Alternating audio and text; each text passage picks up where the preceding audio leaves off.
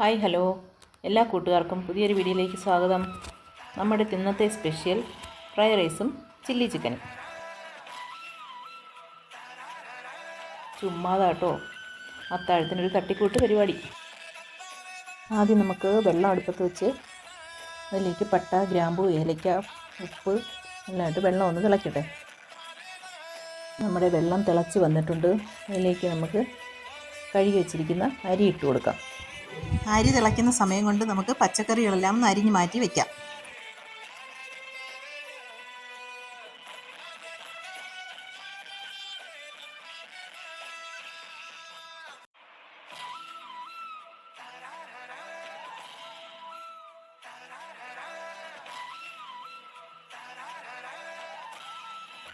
അപ്പോഴേക്കും നമ്മുടെ അരി വെന്ത് വന്നിട്ടുണ്ട്.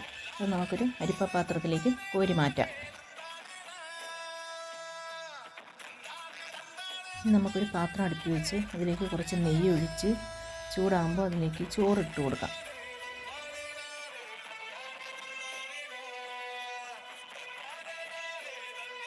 മുകളിലായി കുറച്ച് സവാള മൂപ്പിച്ചതും ഇട്ട് നെയ്യിൽ മൂപ്പിച്ച അണ്ടിപ്പരിപ്പ് മുന്തിരിങ്ങയും കൂടി ചേർത്ത് അടച്ചു വയ്ക്കാം.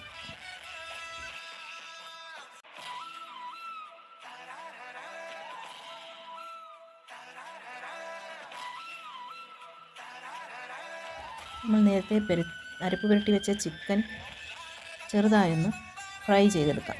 ഒരുപാടൊന്ന് മൂപ്പിക്കരുത്.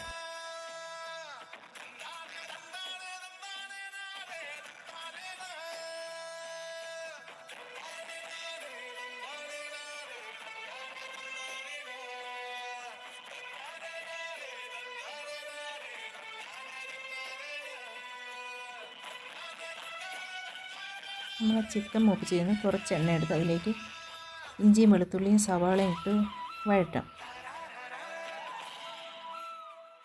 അതൊന്ന് വഴണ്ട് വരുമ്പോഴത്തേക്കും തക്കാളിയും ക്യാപ്സിക്കവും കൂടി ചേർത്ത് കൊടുക്കാം. അതിനുശേഷം നമുക്ക് പൊടികൾ ചേർക്കാം. മുളക് പൊടി, ഗരം മസാലയും ചേർത്ത് ചില്ലി സോസും ടൊമാറ്റോ സോസും സോയാ സോസും കൂടി ചേർത്ത് പച്ചമണം മാറി വരുമ്പോൾ ഫ്രൈ ചെയ്ത് വെച്ചിരിക്കുന്ന ചിക്കൻ അതിൽ ഇട്ട് കൊടുക്കാം. ഒന്ന് ഇളക്കി 10 മിനിറ്റ് അടച്ച് വെച്ച് വേവിക്കാം.